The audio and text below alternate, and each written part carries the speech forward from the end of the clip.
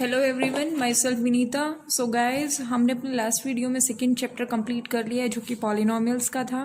अगर आपने वो चैप्टर नहीं देखा है तो प्लीज़ उस चैप्टर को देखिए और कुछ भी अगर आपको डाउट आता है तो हमें कमेंट सेक्शन में आप बता दीजिए। ठीक है, तो आज का हमारा जो टॉपिक रहेगा वो थर्ड चैप्टर रहेगा जो कि आपका है pair of linear equations in two variables.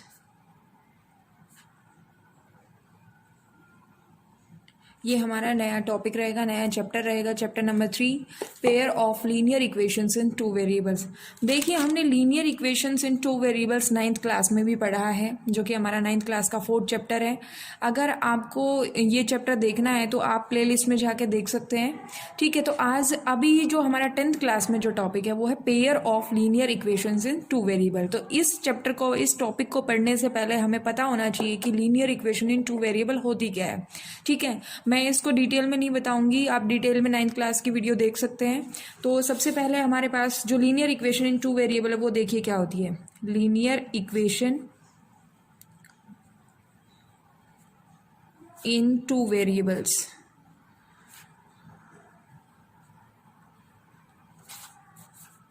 एक एल्जेब्राइक एक्सप्रेशन जो कि किस फॉर्म का हो, A X plus B Y plus C equals to 0, जहाँ पे ए और बी और सी ये तीनों आपके क्या होंगे, real numbers, are real numbers, and A not equals to 0 and B not equals to 0, ये आपके पास कंडीशन होती है। ठीक है, A X plus B Y plus C equals to 0, ये आपके पास linear equation in two variable है। वेरिएबल कौन कौन से, यहाँ पे देखिए एक्स और वाई जो है यहाँ पे दो वेरिएबल्स है, इसीलिए इस इक्वेशन को क्या बोला गया, linear equation in two variable बोला गया। ए बी सी जो है वो क्या है, रियल नंबर्स होंगे और A not equals to 0 and B not equals to 0 होगा। देखिए ये कंडीशन क्यों अप्लाई की गई, A not equals to 0 and B not equals to 0। देखिए, अगर यहाँ पे मैं ए की वैल्यू 0 रख देती हूँ, अगर मैं इस इक्वेशन में ए की वैल्यू 0 रख दिया तो ये a इंटू 0 मतलब a की वैल्यू 0 हो गई तो 0 इंटू एक्स 0 बना देगा, तो ये टर्म आपकी खत्म हो गई। तो ये इक्वेशन क्या बनेगी, बी वाई प्लस सी। तो ये लीनियर इक्वेशन तो हो गई लेकिन ये वन वेरिएबल रहेगी अगर a की वैल्यू 0 हो गई। सेम एज इट इज, अगर b की वैल्यू 0 हो गई तो b इंटू वाई आपके पास ये टर्म 0 हो जाएगी, तो ये टर्म खत्म हो गई। तो ये आपके पास फिर से कैसी बन जाएगी, A X plus C, that is linear equation in one variable. इसलिए यहाँ पे कंडीशन लगाई गई कि a not equals to 0 and b not equals to 0। a और b जो है ये दोनों ही आपके पास 0 नहीं होने चाहिए। c 0 हो सकता है, कोई प्रॉब्लम नहीं है उसमें, बट a और b जो है वो दोनों नॉन जीरो होने चाहिए। तो ये थी linear equation in two variable. अब आपके पास बात आती है pair of linear equation in two variable. आप पेयर से मतलब समझ रहे हो, दो इक्वेशंस होनी चाहिए। तो लेट मैं कहूँ कि a1x plus b1y plus c1 equals to 0 and a2x plus b2y plus c2 equals to क्या होगी, 0। ये दो इक्वेशन है, तो दैट मीन्स ये दोनों इक्वेशन का आपके पास दो पेयर बन गए। तो यहाँ पे कंडीशन हो जाती है कि a1 square plus a2 square not equals to 0, b1 square ये आपके पास सेम एज इट इज चलती है condition, b1 square plus b2 square not equals to 0 and c1 square plus c2 square not equals to 0, ये आपके पास condition होती है। ठीक है, तो ये दो इक्वेशंस जो हमने ली ये क्या हुई, pair of linear equation in two variables हुई। ठीक है, तो आपके थर्ड चैप्टर में हम इन इक्वेशंस का सोल्यूशन फाइंड आउट करेंगे। जैसे सोल्यूशन आपने 9th क्लास में भी फाइंड आउट किया था। अगर मैं कहूँ कि चेक 1 और 2 ये सोल्यूशन है, 2x plus 3y equals to 5, आपको चेक करना है कि 1 और 2 जो है पॉइंट दिया गया ये 2x plus 3y equals to 5 का सोल्यूशन है या नहीं है। तो आप क्या करते थे, यहाँ पे आप x को 1 से रिप्लेस करते थे और y को 2 से रिप्लेस करते थे। तो यहाँ जब मैं वैल्यू पुट करूंगी 2 into 1 plus 3 into 2 equals to कितना आ जाएगा, ये 2 प्लस 6, तो ये आपके पास क्या हो जाएगा 8, जो कि आपका क्या है, बराबर नहीं है किसके, 5 के। दैट मीन्स ये LHS जो है वो RHS के बराबर नहीं है। इस तरीके के क्वेश्चन आपने किए थे 9th क्लास में कि अगर RHS और LHS दोनों बराबर नहीं आई साइड्स तो वो क्या होता है, उसका सोल्यूशन नहीं होता। दैट मीन्स हम कह सकते हैं 1,2 जो है ये पॉइंट जो दिया गया है वो इस गिवन इक्वेशन का सोल्यूशन नहीं है। इस तरीके से हमने सोल्यूशन किए थे। तो अब जो चैप्टर आएगा उसमें हमें एल्जेब्राइकली उसको रिप्रेजेंट करना होगा इक्वेशंस को स्टेटमेंट देगा, आपको वर्ड प्रॉब्लम देगा और उसको वो कहेगा कि इसको एल्जेब्राइकली रिप्रेजेंट करो और ग्राफिकली भी रिप्रेजेंट करो। तो बेसिकली इसमें फर्स्ट वन जो एक्सरसाइज है, फर्स्ट एक्सरसाइज जो उसमें हम ग्राफ का काम करेंगे, ठीक है। तो आपके पास इस तरीके से इक्वेशंस है। अब ये लाइंस जो आती है, इसमें लाइंस का काम होगा, क्योंकि ग्राफ बनेंगे तो लाइंस भी बनेंगी, कर्व बनेंगे। तो लाइंस आप समझ लीजिए किस किस तरीके की लाइन होती है। फर्स्ट लाइन होती है intersecting lines, intersecting lines. Second one is parallel lines, parallel line. और third one is coincident line. ये आपके पास 3 तरीके की लाइंस हम पढ़ेंगे इसमें, इस टॉपिक में। जैसे ही हम ग्राफ रिप्रेजेंट करेंगे इक्वेशंस को, या इक्वेशन को हम जैसे ग्राफिकली रिप्रेजेंट करेंगे, तो लाइंस किस किस तरीके की आएंगी। इंटरसेक्टिंग लाइंस क्या होती है, जो किसी पॉइंट पे इंटरसेक्ट करे। ये 2 लाइंस थी, ये आपके पास एल लाइन थी और ये एक आपके पास क्या थी, एम लाइन थी।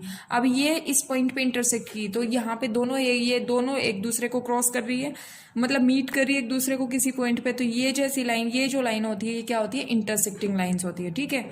अब पैरेलल लाइंस आप सभी को पता है कि जो आपका आगे मतलब लेफ्ट राइट कहीं भी बढ़ाओ, उसको कहीं भी इंक्रीज करो, अगर दोनों कहीं भी उनका जो डिस्टेंस है, दैट मीन्स उन दोनों के बीच का जो डिस्टेंस है वो आपका हमेशा सेम रहे, तो वो क्या होती है, पैरेलल लाइंस। अब बात आती है कोइंसिडेंट लाइन की। कोइंसिडेंट लाइंस क्या होती है, the lines which lie exactly on the top of each other, कह सकते हैं, on top of each other। इसका मतलब समझिए क्या है ये कोइंसिडेंट। आपको पता है कि इंटरसेक्टिंग लाइंस का सभी का डाउट क्लियर होगा, कि आपको किसी को भी डाउट नहीं होगा यहाँ पे कि इंटरसेक्टिंग और पैरेलल लाइंस कैसी होती है। इंटरसेक्ट का मतलब होता है जो किसी पॉइंट पे कट करती है, क्रॉस करती है, मीट करती है, ठीक है। पैरेलल लाइन जहाँ पे दोनों लाइंस के बीच का जो डिस्टेंस है वो हमेशा सेम रहे, वो क्या कहलाती है, पैरेलल लाइंस कहलाती है। अब बात आती है कोइंसिडेंट लाइन की। कोइंसिडेंट लाइन, फॉर एग्जाम्पल मैं ये कहूँ कि ये मेरे पास लाइन है, यहाँ से ये आपके पास 2 लाइन्स है, ठीक है। तो ये आपके पास जो लाइन थी वो एक दूसरे के ऊपर है। मान लो ये मेरी एक लाइन थी, अगर दूसरी लाइन भी सेम एज इट इज इसी के ऊपर आ जाए तो वो क्या कहलाएंगी, कोइंसिडेंट लाइन कहलाएंगी। The lines which lie exactly on the top of each other, एक दूसरे के ऊपर अगर लाई कर रही है तो वो कैसी लाइंस होती है, कोइंसिडेंट लाइन होती है, ठीक है। आई होप आप सभी को ये समझ में आ गया है। तो एक्सरसाइज फर्स्ट जो है आपकी 3.1 है वो सोल्व करते हैं।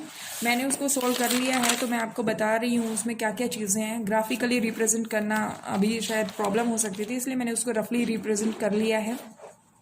तो आपके पास फर्स्ट क्वेश्चन है, देखिए क्या है। आपको वर्ड प्रॉब्लम दी जाएगी और आपसे कहेगा वो कि जो वर्ड प्रॉब्लम है उसको आप पहले तो एल्जेब्राइक इक्वेशन में कन्वर्ट कीजिए, उसके बाद आप उसको ग्राफिकली रिप्रेजेंट कीजिए। फर्स्ट क्वेश्चन है हमारे पास, आफ्ताब टेल्स हिज डॉटर, जो आफ्ताब है वो अपनी बेटी को बताता है, 7 years ago, मतलब 7 साल पहले, I was 7 times as old as you were then, कि तुम जितनी थी 7 साल पहले, तुम जितनी थी, मैं उसका क्या था, 7 times था। मतलब मान लो अगर 7 साल पहले मेरी उम्र कुछ भी रही है तो उसका तुम्हारी उम्र भी, मतलब दोनों की उम्र, जो बाप और बेटी दोनों है, आफ्ताब और आफ्ताब की बेटी जो है, उनकी उम्र कुछ ना कुछ रही होगी 7 साल पहले। तो कहता है कि I was 7 times as old as you were then, कि अगर तुम जितनी उम्र तुम्हारी 7 साल पहले थी उस टाइम मेरी उम्र क्या थी, तुम्हारी उम्र की 7 times थी, ठीक है। ऑल्सो, और 3 years from now, from now का मतलब होता है बाद में, 3 साल बाद में, मतलब फ्रॉम नाउ का मतलब later, 3 years later, I shall be 3 times as old as you will be, तुम 3 साल बाद जितनी होगी मैं उसका क्या होऊंगा, 3 times रहूंगा तुम्हारी एज का। Represent this situation algebraically and graphically, ठीक है। तो आपके पास क्वेश्चन है ये। तो हमारे पास जो वर्ड प्रॉब्लम दी गई है उसको सबसे पहले हम इक्वेशन में बदल लेते हैं, ठीक है। तो हमें कुछ अज्यूम भी करना होगा।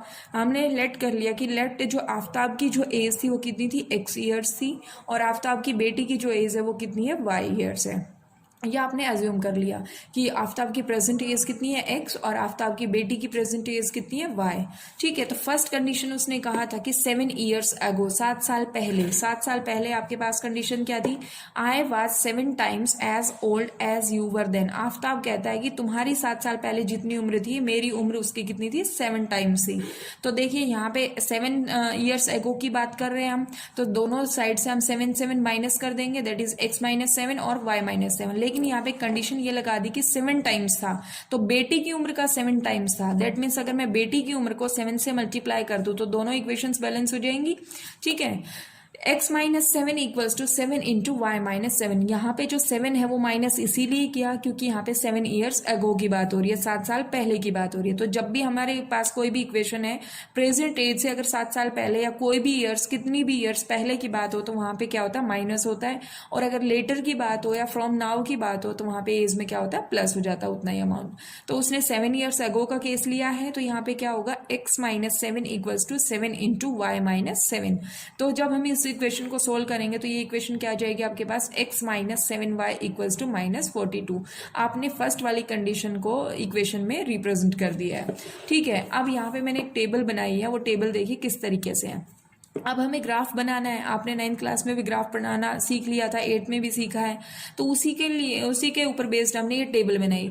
देखिए यहाँ पे क्या हुआ, जब मैंने x की वैल्यू 0 रखी तो आपके पास y की वैल्यू कितनी आई, 6।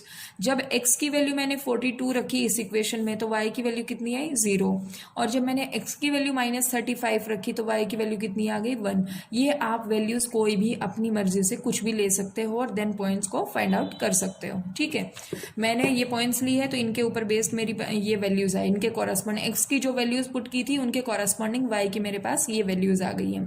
तो ये तो थी इक्वेशन फर्स्ट, इक्वेशन या मैं कहूँ कंडीशन फर्स्ट मैंने अप्लाई की, 7 years ago का बात किया। अब बात आती है ऑल्सो 3 years फ्रॉम नाउ, अब से 3 साल बाद, I shall be 3 times as old as you will be। तुम्हारी उम्र जितनी होगी मेरी उम्र उसका कितना होगा, 3 टाइम्स होगा। 3 साल बाद की बात की है। तो सेकंड कंडीशन आपके पास क्या है, 3 years फ्रॉम नाउ। एक्स मैंने बताया था कि अगर फ्रॉम नाउ या लेटर का केस आ जाता है तो हमें उतना ही अमाउंट क्या होगा, ऐड करना होगा।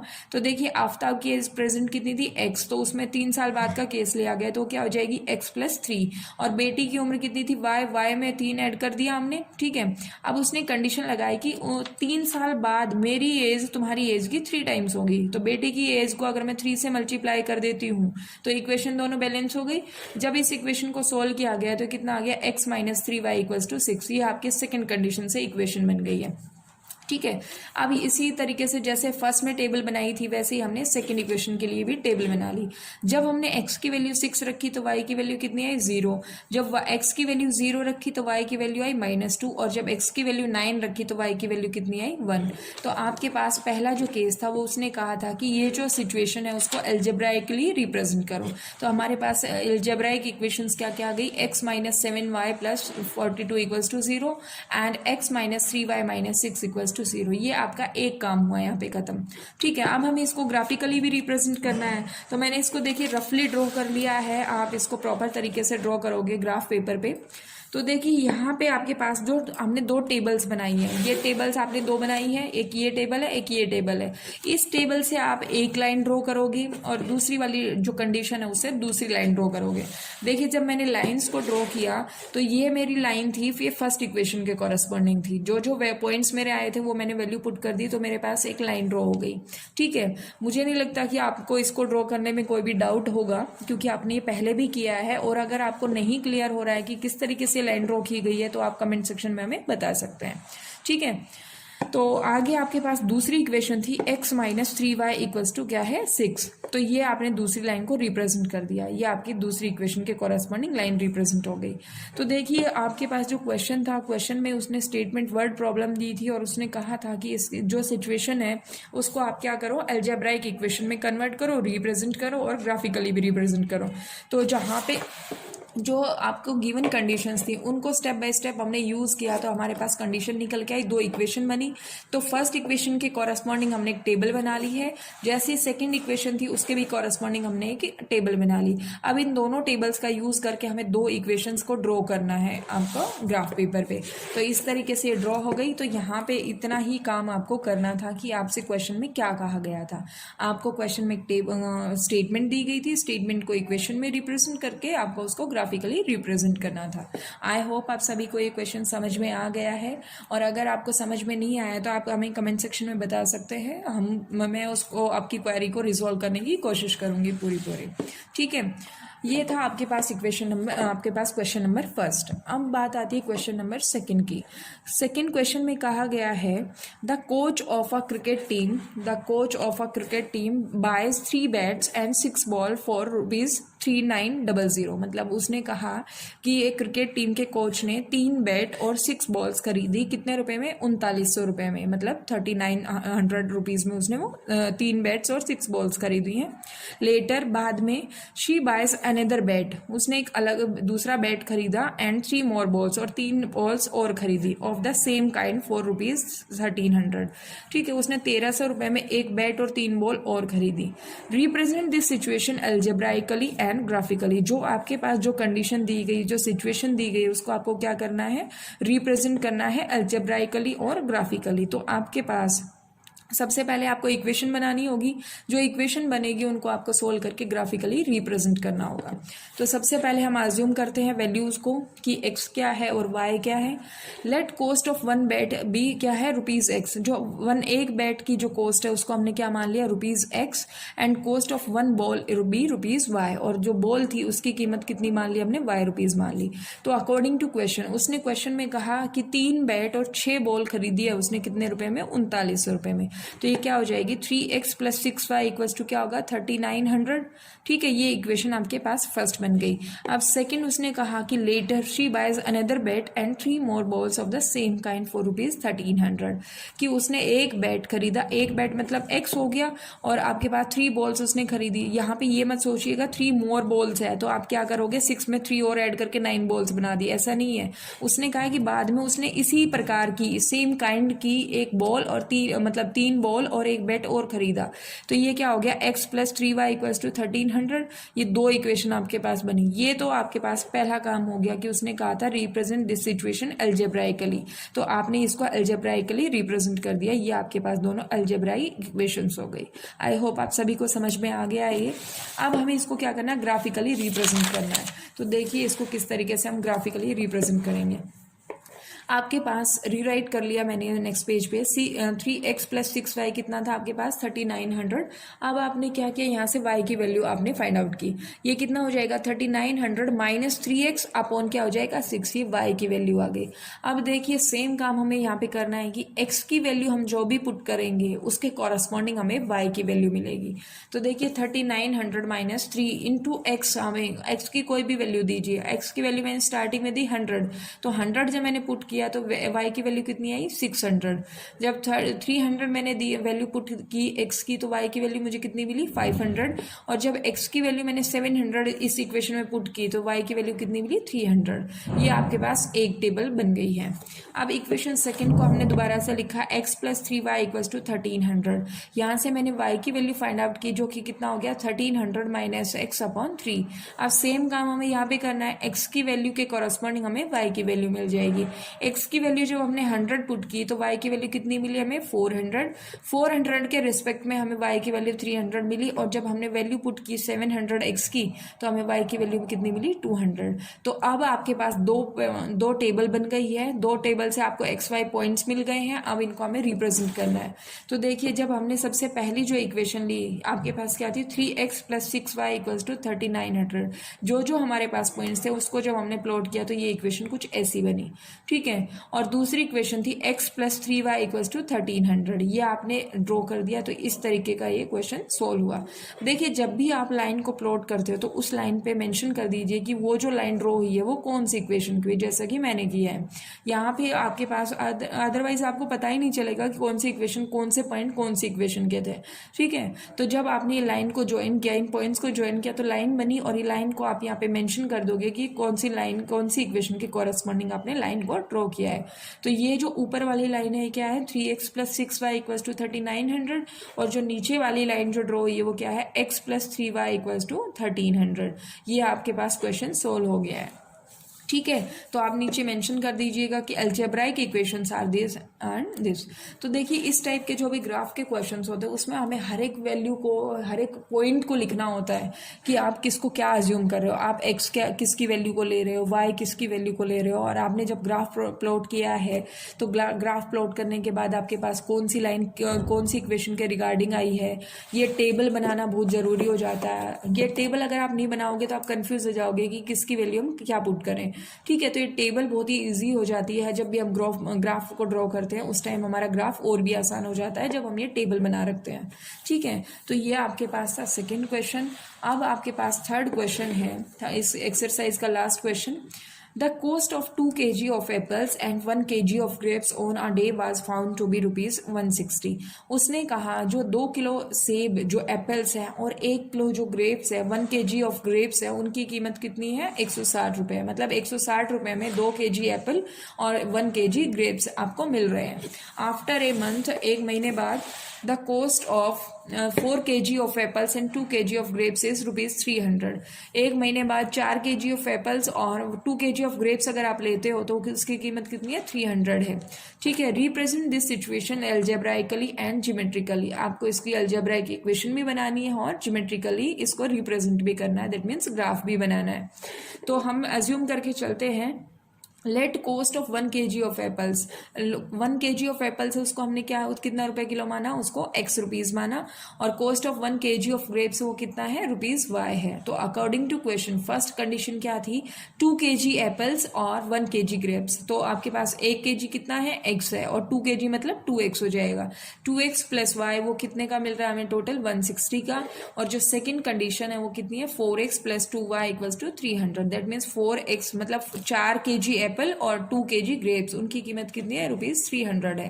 तो इसके जो आपको स्टेटमेंट जो दी गई थी, जो सिचुएशन दी गई थी, उनके कॉरेस्पॉन्डिंग हमने इक्वेशंस को उसको कन्वर्ट कर लिया है। अब जो फर्स्ट कंडीशन है उसके कॉरेस्पॉन्डिंग ये वैल्यूज आई। देखिए जब हमने x की वैल्यू पुट की 80 तो इसमें y की वैल्यू कितनी आई, 0। जब x की वैल्यू 60 पुट की तो ये कितना आ गया, 40। और ये जब 40 पुट किया तो y की वैल्यू कॉरेस्पॉन्डिंगली कितनी मिल गई, 80।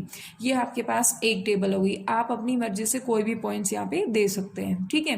तो आपके पास ये 3 पॉइंट्स इनफ होते हैं। तो आप 4 पॉइंट्स भी ले सकते हो, 5 पॉइंट्स भी ले सकते हो, वो आपकी मर्जी रहेगी।